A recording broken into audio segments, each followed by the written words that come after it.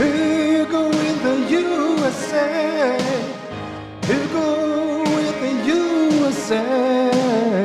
Hugo in the USA. Hugo in the USA. Welcome to the first episode of this mini-series where we follow a Swedish SaaS CEO over to the US. So a lot of the SaaS companies, they dream of the US as the promised land, and that's where they want to go eventually. And sometimes the founder or the CEO actually moves over, and this is the case in this time. So Hugo, why are you moving to the US and why are you doing it now? Yes, so we're a Swedish-based company and Sweden-founded company.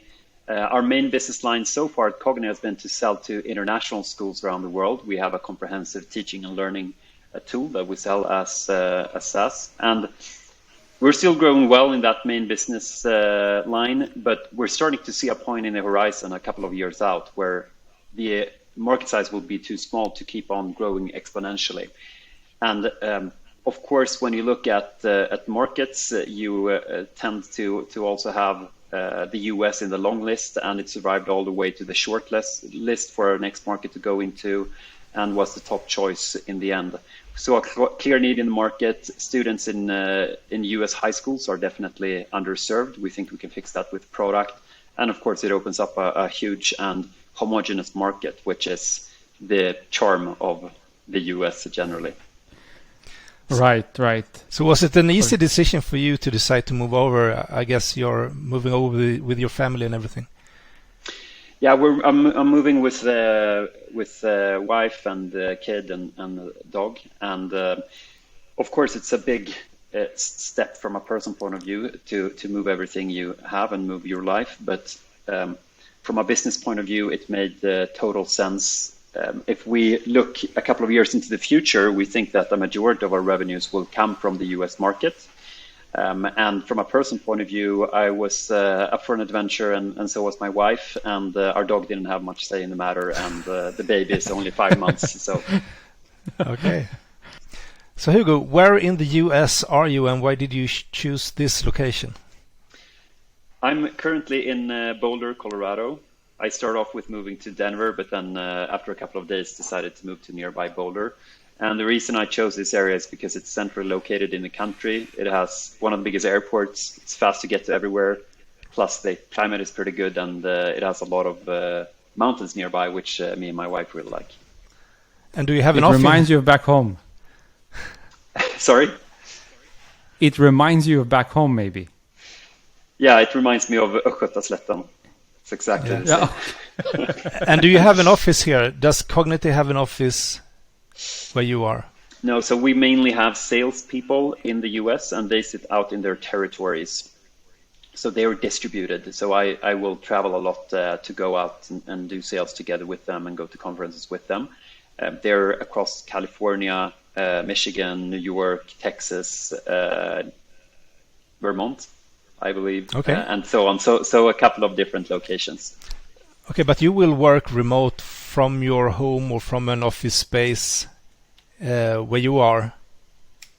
Yes. In Colorado? Okay. That is the plan. Okay, cool.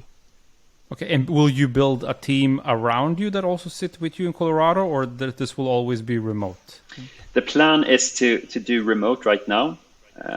It's definitely in educational sales. That has been the norm even pre the pandemic, that salespeople work from home, they sit in their regions, they build up the local networks and so on there. So from a sales point of view, we probably won't have an office. When we start hiring more people in marketing, content, and other functions, we might build up a hub, but we're not sure if that is going to be in Colorado or someplace else. So a lot of CEOs are looking at a magical formula, like you need to have X amount of customers or revenue or backing from some great funders before you take the steps.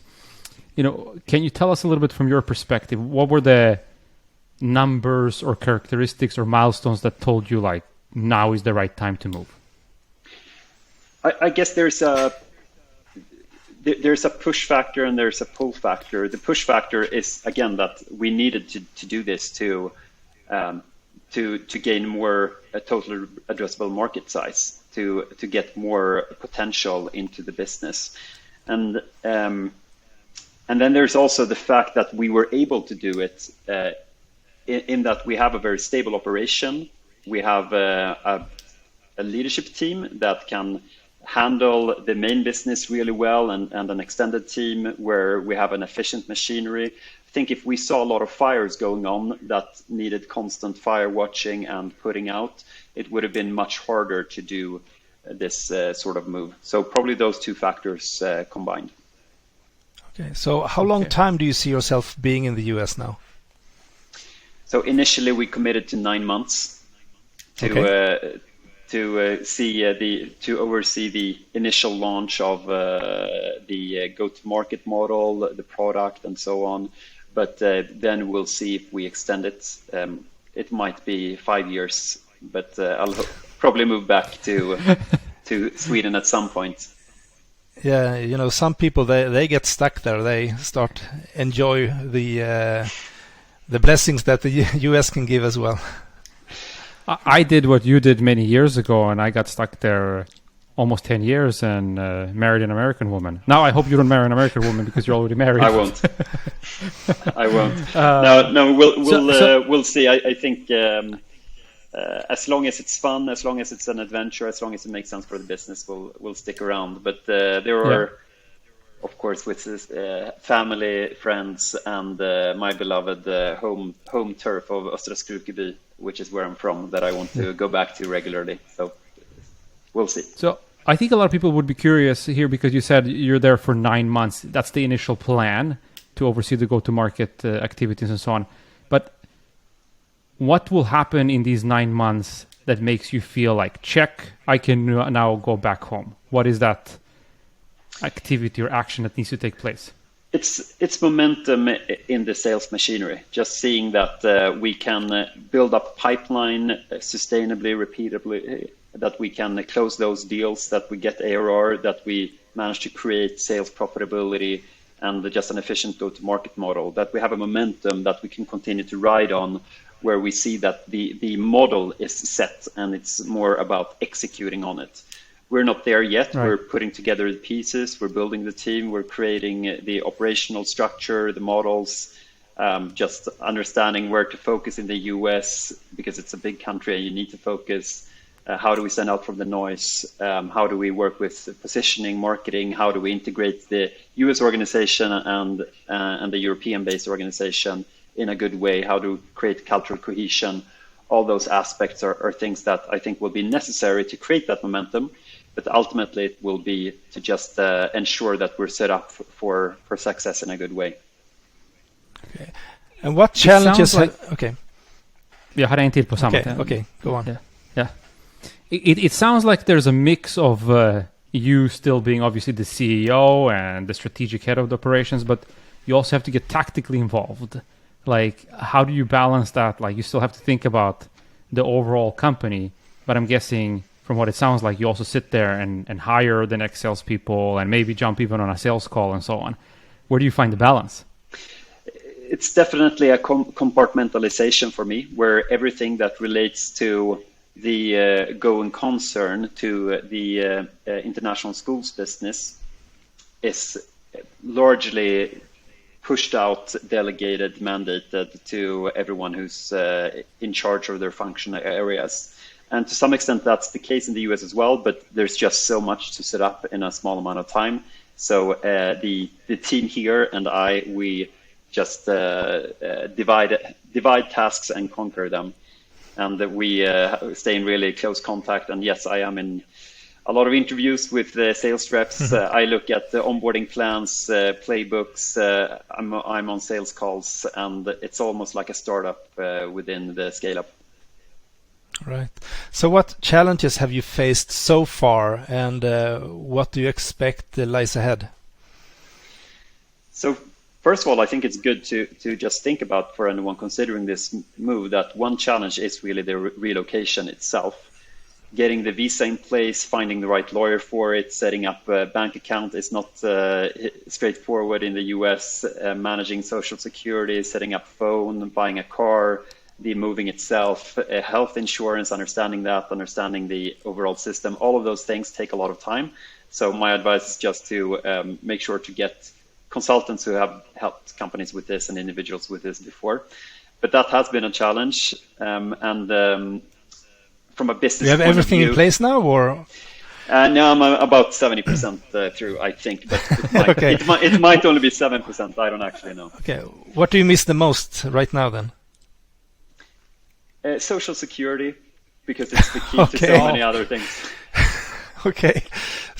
But I Okay, do have stay a indoors, visa. wear a mask. Okay, Yeah, that's good. Yeah.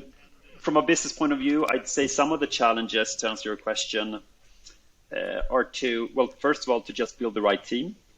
It's just a bit different to hire in the States. People are better at selling themselves on resumes, in interviews, and also titles mean very different things. You can be a manager but not have any direct reports. You can be a vice president and be one out of 8 other vice presidents of sales in your company, and you're still 4 levels from the CEO, which is pretty different from Sweden. So it's pretty hard to understand resumes, roles, and of course, especially when people are very good at putting a spin to it.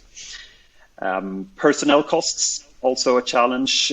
It's good to be aware that salaries are 2 to 2.5x salaries in Scandinavia. So you need to really be on top of your metrics when you design the sales motion to make sure that you have a profitable sales engine. What quota do you need to expect from each rep? How do you funnel that amount of leads? And just does LTV to CAC or CAC payback period make sense, and so on. And also, as I mentioned, standing out from the noise in a really big and noisy market, working really well with positioning, messaging, because that's something that American companies tend to be really good at compared to European companies who tend to be more product focused, in my experience. Yeah, that makes a lot of sense. So what does success look know. like? I mean, what are your expectations on the US market? Rapid growth, definitely. If we do things really well here, we can reach rapid exponential growth of more than 100% year on year in the coming couple of years. We're trying to challenge ourselves when we take a step back and look at the opportunity on how fast can we get to 5 million students, which equates to about $100 million of ARR in this market. And that will take some time, but that's the ambition. That's the target we set. I think it's achievable in 5-ish years if we do things really well. And then in the grand scheme of things, this plays really into our vision. I think entering the US now is the most important short and medium term step to over time be able to radically improve learning for the world school students. It will give us the resources we need to invest in product, in go to market, for other markets, for more challenging markets, and that's what we ultimately want to achieve. Okay. That is amazing. We love your mission, and we love the journey that you're on, and we particularly love that you are so open and will share in this mini-series with all of us that are curious about going to the US, what the opportunities are, but also the pitfalls to look out for. Yeah, so we will really, follow really up. Good. Yeah, so we will follow up with you in a couple of months. Make sure that you have your social insurance in place and so on, and see where you are at. So thank you so much, Hugo, for being on this call, and let's talk again in a few months. Thank you both. It was a pleasure. Take care.